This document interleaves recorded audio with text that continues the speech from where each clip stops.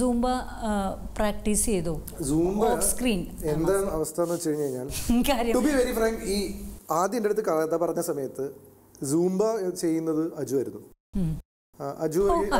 അജുവിന്റെ ക്യാരക്ടറായിരുന്നു Zumba ഉണ്ടായിരുന്നത്. അപ്പം എനിക്ക് കഥയൊക്കെ കേട്ടപ്പോൾ എനിക്ക് കാര്യമായിട്ട് പ്രിപ്പയർ ചെയ്യണമെന്നില്ല, ജസ്റ്റ് പോയി ചെയ്യുക. ഇദ്ദേഹം സൂംബ എഴുതുന്നത് സൂംബ ക്ലാസ് കാണുന്നതിന് മുമ്പാണ്.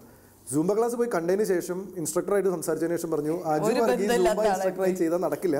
കാരണം അജുവും പറഞ്ഞു എന്നെ കൊണ്ട് ഒരു സ്റ്റെപ്പും വയ്ക്കാൻ പറ്റില്ല കേട്ടോ. അജുവും കട്ടയ്ക്ക് പറഞ്ഞു. അതോടുകൂടി എന്ത് പറ്റിയെന്ന് വെച്ച് കഴിഞ്ഞാൽ ഏറ്റവും നെക്സ്റ്റ് ഓപ്ഷൻ GP-യിലേക്ക് ഇത് വന്നു. അപ്പോൾ ഞാൻ അന്ന് ശരിക്കും അമേരിക്കയിലായിരുന്നു, ഞാൻ ഒരു ഷോ ചെയ്തുകൊണ്ടിരിക്കുകയായിരുന്നു.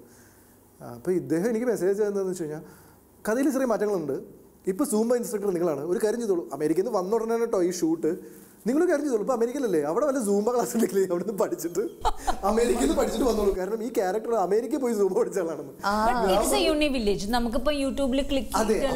എന്ത് ചെയ്തെന്ന് വെച്ച് കഴിഞ്ഞാൽ ഞാനിത് വേഗം യൂട്യൂബിൽ എടുത്ത് നോക്കിയപ്പോൾ എനിക്ക് മനസ്സിലായി എന്നെ കൊണ്ട് ഇത് പെട്ടെന്നൊന്നും ചെയ്യാൻ പറ്റുന്ന ഒരു കാര്യമല്ല എന്നുള്ളത്. അപ്പോൾ ഞാൻ തിരിച്ചെത്തിയിട്ട് അല്ല, സൂംബയുടെ ഒരു പ്രത്യേകത എനിക്ക് തോന്നിയത് ഓരോ ഇൻസ്ട്രക്ടേഴ്സിനും ഓരോ രീതിയിലാണ് സൂംബ. ചില അതിൽ കുറച്ചുകൂടെ ഡാൻസ് മിക്സ് ചെയ്യും, ചിലർ പക്ക സൂംബയാണ്. ഇപ്പൊ ഞാൻ മാമാങ്കത്തിൽ നിന്നാണ് ഏറ്റവും സിമ്പിൾ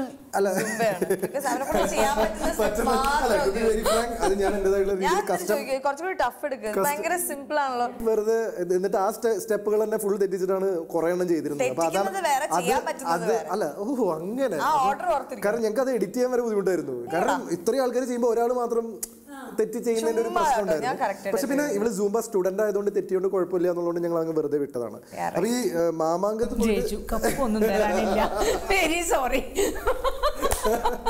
മാമാങ്കത്ത് പൂർണിമ എന്ന് പറഞ്ഞൊരു കുട്ടിയാണ് സൂംബ പഠിപ്പിച്ചത്. അപ്പൊ അവിടെ 3 ദിവസം ഞാൻ ക്ലാസ്സിന് പോയി. അപ്പൊ എനിക്ക് മനസ്സിലായൊരു കാര്യം ഇത് basically it's A mix of lot of dance. ഇതൊരു ഡാൻസ് ഫോം അല്ല, ഇതൊരു പക്ക ഫിറ്റ്നസ് പ്രോഗ്രാം ആണ്.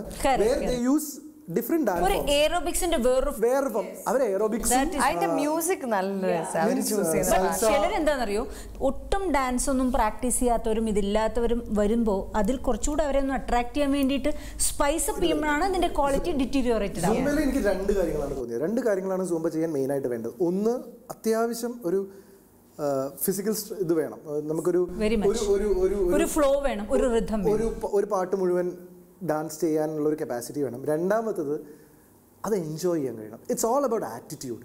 അതാണ് എനിക്ക് മനസ്സിലായത്. അവിടെ നമ്മളതത്ര എൻജോയ് ചെയ്ത് ചെയ്യുന്നു. 3 ദിവസം ക്ലാസ്സിൽ പോയപ്പോഴും എനിക്ക് മനസ്സിലായി സൂംബ ഈസ് ഓൾ അബൌട്ട് അവിടെ പോയിട്ട് ആ ഇൻസ്ട്രക്ടർ കാണിക്കുന്ന ആറ്റിറ്റ്യൂഡാണ് പിള്ളേരെ ഡ്രൈവ് ചെയ്യുന്നത് മുന്നോട്ട്.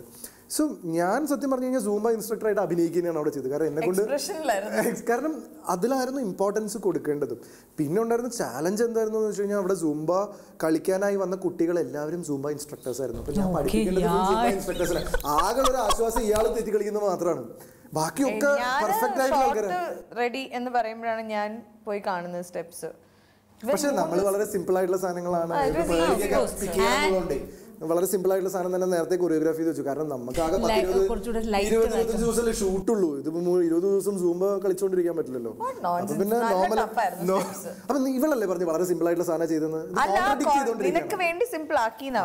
അപ്പൊ അതന്നെയല്ലേ പേളിയും കളിച്ചത്.